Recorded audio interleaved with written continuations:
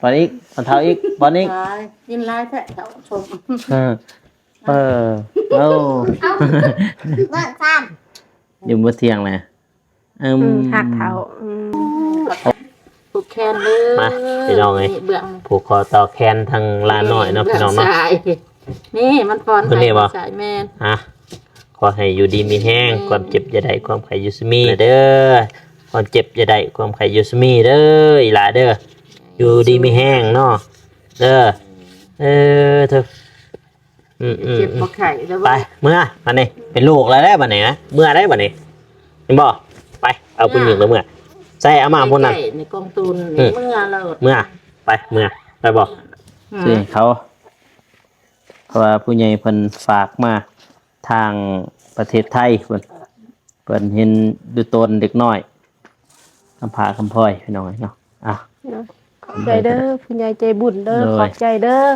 ทุกทานทุกคนทุก FC ทุก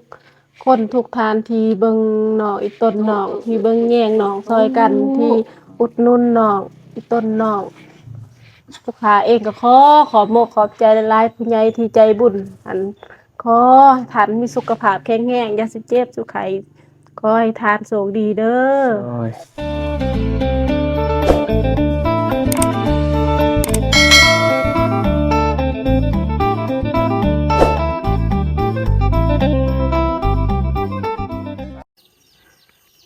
มาพี่น้องเอ้ยเนาะมื้อนี้ก็มาอยู่กับที่บ้านลูกครึ่งไทยลาวคือเก่าพี่น้องเอ้ยเนาะป้าจิโตเมื่อกี้ฝนตกพี่น้องเอ้ยเนาะพอมีผู้ใหญ่ใจดีเพิ่นฝากเงินทางบ่าวโกก็มื้อนี้ก็สิมามอบให้เอื้อยเพิ่นเนาะเพราะว่าเพิ่นอยากซื้อยุกซื้อยาเนาะเพราะว่าทางครอบครัวเพิ่นบ่สบายพี่น้องเอ้ยเนาะทั้งแม่เฒ่าแล้วก็เพิ่นเองแล้วก็หลานน้อยเนาะผู้ฝาแฝด2คนทั้งหญิงทั้งชายพี่น้องเอ้ยเนาะเพิ่นบ่สบายพี่น้องเอ้ยป้าโตเป็นรู้ตนแฮงพี่น้องเอ้ยเนาะแล้วก็บอกกูเอาเงินตอนนั้นไปซื้อหมากไม้เนาะเป็นมีหมากแอปเปิ้ลแล้วก็หมากเงาะแล้วก็หมากยังลืมเลยหมากแอปเปิ้ลแล้วเนาะตัวพี่น้องเนาะแล้วก็มาซื้อให้ทางลูกครึ่งไทยลาวพี่น้องเนาะก่อนอื่นก็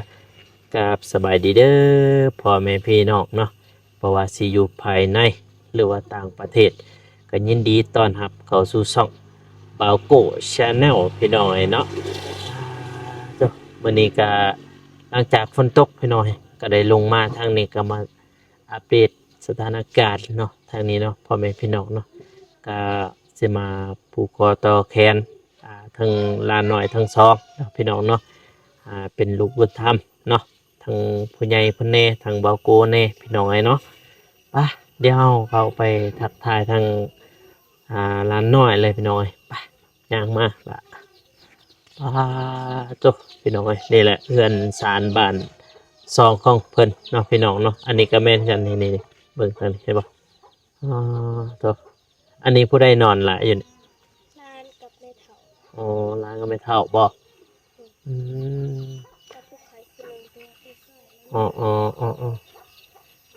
ตัวพี่น้องไปเดี๋ยวเราขึ้นไปทักทายทางด้านเทิงพี่น้องอันนี้ก็เป็นเฮือนของเพิ่นเลยพี่น้องนี่บ่ดังกะใหญ่กะใหญ่เนาะแต่ว่าเก่าแก่แล้วพี่น้องเนาะเก่าแก่แห้งเพราะยังเป็นไม้แป้นอยู่พี่น้องเนาะตัวแล้วก็เบิ่งทางสังกะสียังหรือว่าผาแอมยังกับเก่าแก่แห้งพี่น้องเนาะเพราะว่าอาจจะโดนเติบแล้วพี่น้องเนาะทางเฮือนเพิ่นไปเดี๋ยวเราขึ้นไปตักทายเพิ่นเบิ่งเทิงเป็นของไปกีฬาขึ้นมาเลยปึ๊บจุบได้เนาะให้ทางนั้นเนาะจะมาให้แล้วทางนั้นสบายดีเด้อเจ๊อันนั้นแหละบัตรนี่เจ๊กันแล้วบัตรนี่โอ้ยเป็นน้องเลยเนาะเจ๊เห็นบัตรบ่เห็นข่อยบัตรบ่ ไปแล้วทางนั้นพี่น้อยมาทางนี้เจ้ามา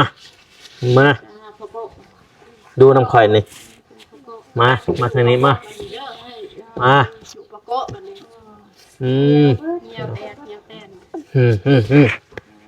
พอจะดี พี่น้องก็อยู่เซยพี่น้องเอ้ยบ่ให้บ่ห้องพี่น้องเนาะโอ้ยเบิ่งก็ เฮ้ยบ่ให้ไปเอ้ยหยุดบ่ให้ไปมิด โอ้ยเอาผ้า อยากให้ฝ่ายบ่อยากได้ฝ่ายบ่พวกแคนนี่ตัวพี่น้องเอ้ยเนาะมือนี่หายแล้วบ่มานี่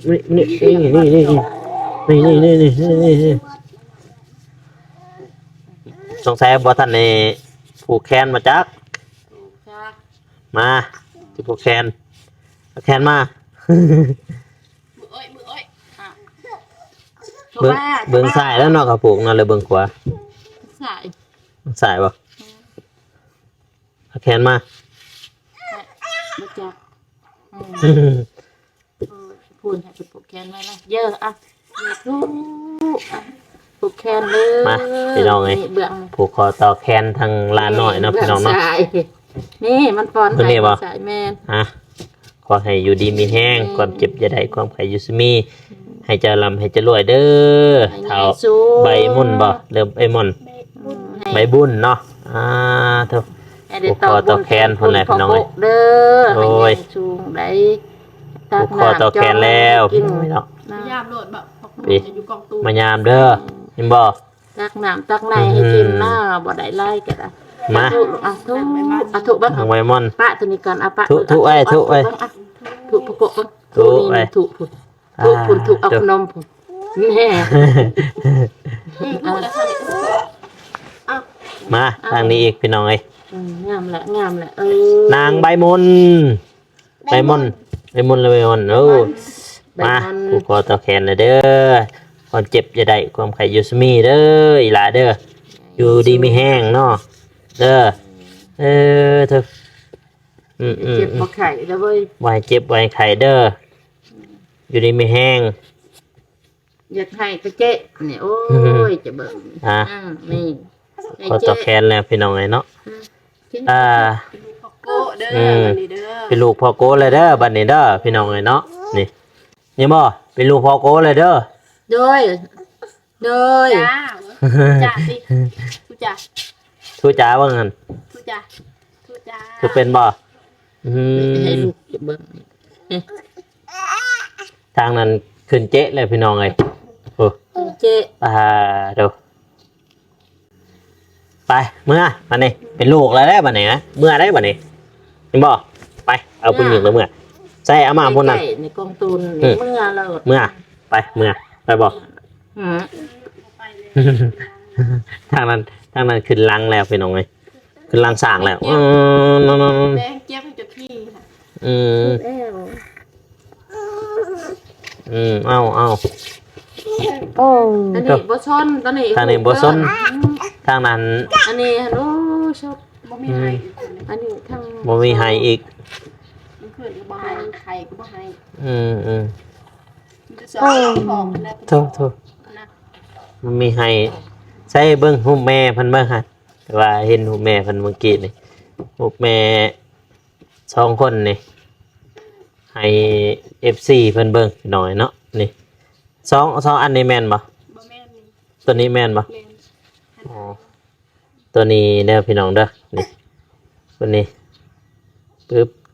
มีผู้นี้แน่เนาะหูเปทั้ง2คนนี่พี่น้องเอ้ย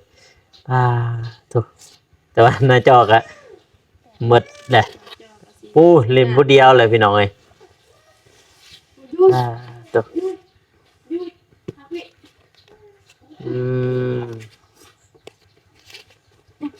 ใจต้นมาโอ้เบิ้งโฮมแม่พี่น้องเอ้ยนี่เป็นเบิ้งโฮมแม่ท่านเห็นจากเธอเบิ้งโฮมแม่มาทางเห็นใช่โอ้วงจะมาแจกใช่ติโต นี่เด้ เดเบิ่งของแม่แล้วพี่น้องโบทุกอีกพี่น้องเอ้ย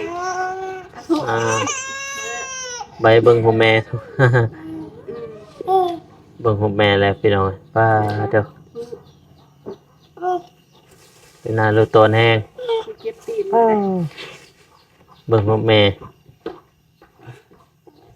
แค่นี้แล้วบ่อ่าอืมเอ้ยจบพี่น้องเอ้ยเห็นบ่ดอยเนี่ยไปอีกเห็นอายเบิดพุ่นไปอยู่เนาะยุ่งโอเค คุณไปชงแม่ แม่ มานี่หายบ่หายเฉยอึบมานั่งป้าดูใช่หัวแม่จ้ะใช่มานี่ใช่นี่หัวแม่นี่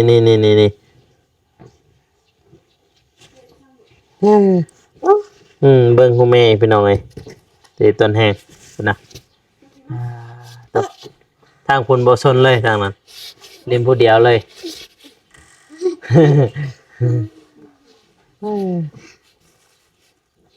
เบิ่งหัวแม่เพิ่นเองพี่น้องเอ้ยเนาะแล้วต้นแห้ง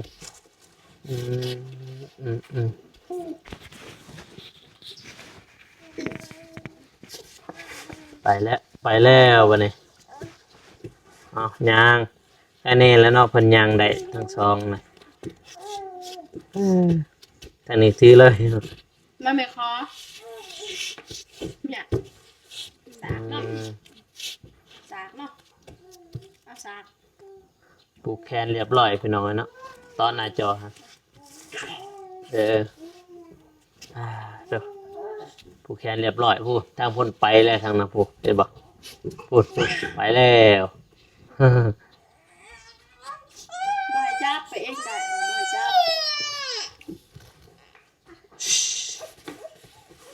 จ้าก็หายแล้วนี่หายแล้ววันนี้ ใหญ่ชุดขนาดน้อย ไปมาแล้ว นี่บ่หายมาเก็บมาเป็น มาฟังไว้ก็ได้พี่น้องเนาะจ้าเอ ถูกจ้า ทุจ้าเบ้าง ถูกจ้า นี่ทุพี่น้องเนาะ จ้าเอ้า ให้ออกบัตรขึ้นก็ได้เอ้ยให้ยังท่านน่ะให้อะไรทางนี้นี่หอดเลย คันได้หายเลยยา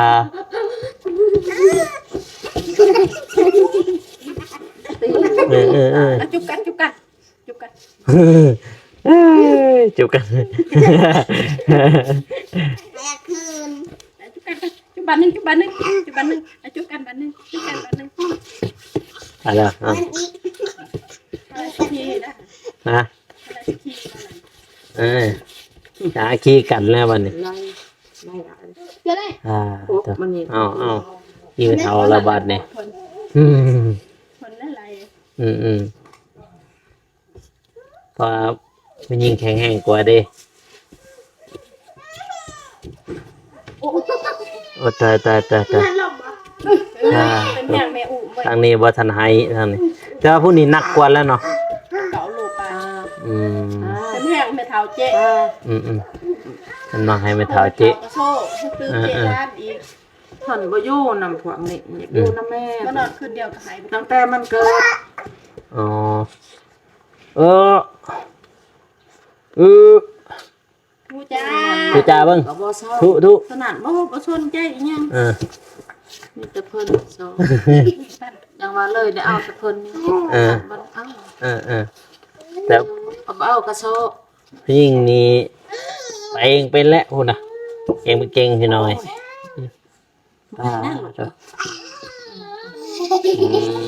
ตัว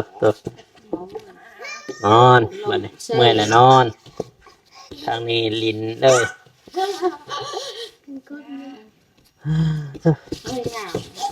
มาทำสิลิ้นบาดนี่พี่น้องเอ้ยผมพอต่อแคนเพิ่นเรียบร้อย โอ้โหว้าว ดีใจแล้วดีใจแห้งแล้ว บ่รู้บ่ได้เป็นได้เนี่ย เห็นเหรอฮ่าฮ่า ดีใจแล้วนี่ชื่นบ้านหมดเลยเด้นี่ อ่า ทั้งได้กินทั้งคนผูกแขน ทั้งได้กินพี่น้องไอ้เนาะ พ่อแม่ก็ดีใจนำคือกัน เด้อ แม่โกะก็ดีใจนำขอบใจนำเลยล่ะอย่าบีเป็นบุญเป็นกุศลเด้อผู้ใจดีมากมาช่วย อึมเอาลิ้นมาบอลลินกองเพิ่น มันเอาให้มันเอาไป บ่เล่น ละ หายจะน่าจะเอามาให้ดู เบิดบ่ยา เอาเสียงมันนั่นแหละ อ่า สักทีม อ่ะจิบไม่เนี่ยให้แม่เฒ่าเอาล้านก่อนก็ได้นี่ ผิดนะ ตัว ตัวนี้ออกไปคนละไปก่อน อันนี้มากิน ป้ามันลินแล้ว ป้าให้มันลินโลดจะได้มันทำ ป้ามันลินแล้ว จะได้ชงแก่คืน จะน้อยแห่งไหนลายยังอยู่ในรถ ป้ามันลิน อีมันยกงานกัดเลยจนพ่อมันก็อยากให้ กัดมัน จะน่าจะเอาของมัน ไม่ จะน่าจะเอาของ เบิ มั ด น แล้วว่ายังอันเดียวหั่นบ่ ยัง ญี่ปุ่นในทนมันเชื่อ จะได้เอาไม้สองอันเลย ดิฉันเนี่ย ญาติน้อง มา ญาติเนี่ย แม่แต่ชื่อไก่ ตัวทางนั้นมิดแล้วพี่น้อยมิดแล้วทางนั้นได้กินสมเลย อ่า เรียบร้อย แม่กินน้ำแม่ ไปอย่างนั้นก่อนโอ้ปอนให้อีก หวาน ปอนให้อีกเลยพี่น้อยพี่ทางนี้ป้อนเขาจะป้อนคนหนักเองได้เหรอ นั่นเหรอเอาปอนอีกปอนเท้าอีกปอนอีก กินลายแท้เขาชม เอา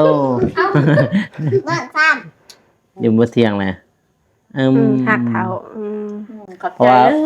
เพราะว่าผู้ชายอยู่นั่นไม่เท่าลายกว่าเนาะ เด้อ ขอบใจเด้อ เดี๋ยวมาวันนี้พี่น้องไอ้เนาะ ชม คือทางผู้ใหญ่เพิ่น เป็นมั้ย ฝากให้ไปซื้อนม 1,000 บาท 1,000 บาทก็ถืออยู่ 600,000 เงินกีบเฮาพอทางเขา 1,000 บาทเพิ่นให้ค่อยซื้อนม แต่ว่าวันนี้จะว่าเอ้ยเพิ่นว่ายังเจ็บยังเป็นวันนี้ก็สิเอาเงินสดให้เจ้า เด้อ จะไปซื้อเอาเอง แล้วก็ค่อยซื้ออันนี้หมากไม้นี่100,000ยังเหลืออีก500,000เพราะว่าทั้งหมด600,000เด้วันนี้ยังเหลือ500,000ให้สิมอบเงินสดเอาวันนี้หันให้เจ้าไปซื้อโยกซื้อยาเพราะว่า1 2 3 4 5น้อยเนาะเพราะว่ายังเหลือ500,000พอ100,000หันบ่ก็ซื้อพี่หมากไม้นี่แหละพอได้ข้าวพอได้ยินแต่ว่าบ่สบายก็เลยซื้ออันนี้ซะหมากไม้แน่แล้วก็ที่เหลือให้เจ้าไปซื้อเอาเองเด้อ ด้วย ซื้อยาซื้อหยังซื้อนมให้เด็กน้อยหั่นแหละจนใดมันดีๆก็ซื้อให้เขาเพราะว่าผู้ใหญ่เพิ่นฝากมาทางประเทศไทยเพิ่นเห็นดูตนเด็กน้อยคำพาคำพ้อยพี่น้องเนาะขอบใจเด้อผู้ใหญ่ใจบุญเด้อ โดย ขอบใจเด้อ โอ้ย ทุกทานทุกคนทุก FC ทุก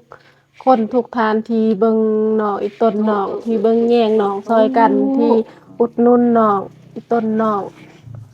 ทุกขาเองก็ขอบขอบใจหลายๆผู้ใหญ่ที่ใจบุญอันขอให้ท่านมีสุขภาพแข็งแรงอย่าสิเจ็บสุขไข้ขอให้ทานโชคดีเด้อ โอ้ยถูกพี่น้องเนาะก็คือเพิ่นอยู่ทางประเทศไทยเพิ่นแหละเพิ่นฝากให้บอกกูไปซื้อนมแต่ว่าบอกกูบ่ได้ซื้อนมวันนี้หันสมิทก่อนจะมาก็ว่าสิซื้อนมหั่นแหละเอาเงินตัวนี้แหละซื้อนมหั่นแต่ว่าครอบครัวบ่สบายทั้งเด็กน้อยทั้งแม่เฒ่าเขาบ่สบาย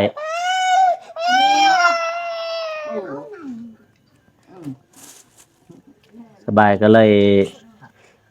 ซื้อหมากไม้แล้วก็ที่เหลือก็ให้เจ้าไปซื้ออยู่ซื้อยาซื้อแนวบำรุงให้เด็กน้อยแน่แล้วก็ให้พ่อเฒ่าแม่เฒ่าให้เจ้าแน่หั่นนะ โดย อืมไปบัดนี้เมื่อไปสิเมื่อนำข่อย มาถูกถ้วย ไปบ่ เอาถูกก่อน นะ ไปบ่ไปเมื่อนำข่อยบ่ ก่อนเนาะนี่ยังขี่ลายเงียวลายยัง อ่า เพื่อ จบพี่น้องไอ้ แม่ เนาะ เฒ่าเบิ่งก่อน อืม เบิ่งซอยกัน ปลาแฟนพี่น้องไอ้เนาะ เช็ดขี้เช็ดเงียวหั่นแหละ ผู้คอต่อแขนเรียบร้อยให้อยู่ดีไม่แห้ง เป็นลูกปุโกะแล้ว เป็นลูกบุญธรรม แล้ว พี่น้องไอ้เนาะทั้งสองนี่ดูจะกัดโนอืม ห้ามกัด ฟังปวด พี่น้องไงสุดยอดพูดนะไว้กัดแกะกัดเลย อันยังหายเนาะคือปืนคือไฟ อืม หน่อยนี่บ่แพ้นี่แต่แนมมึงกับบ่ตีขึ้นนี่นะนี่ตี้อ่ะ เอ๊ะจะแพง เปี้ยแล้วเล่น อืม นี่บ่ตี อืมคือส่วนลายผู้ชายนี้อยู่น้ำเจ้าเนาะ นี่มันได้เกิดแบบว่า อืม ธรรมะมันเย็นแบบว่า มันทันจักทางดอก ข่าวใบบุญบ่ เอาใบบุญอู้ย แบบ ใบมุ่น มันให้เอามันก็ย่อทางกันบ่เอามันก็หายมันเจ็บเป็นคือกันมันไข้กันพ่อกับแม่บูมไปหามันบ่ได้เศร้า อืม แม่ก็อยู่วัดยังบวชอยู่ แม่ วัด บวชจะมาแม่แต่ทนบ่ไหวก็เลยมา อ๋อ 5 ล้านเนี่ยบ่มาอยู่วัด ซิกบวชเขาก็เลยซิกมาเบิ่งลาน บวชอยู่ช่องปี บวช2 ปีบ่อ๋อ มีส่วนนี้ก็เลยเห็นสภาพร้านเนี่ยนะก็เลยอยู่ก็มาเบิ่งร้านซะก่อน นั่งคิดออกกัน มันก็สอนยามเจ็บเป็นเขาก็อุ้มไปนํแน่ มาบ่วัน ไปอยู่วัดก็นํไปวัดไป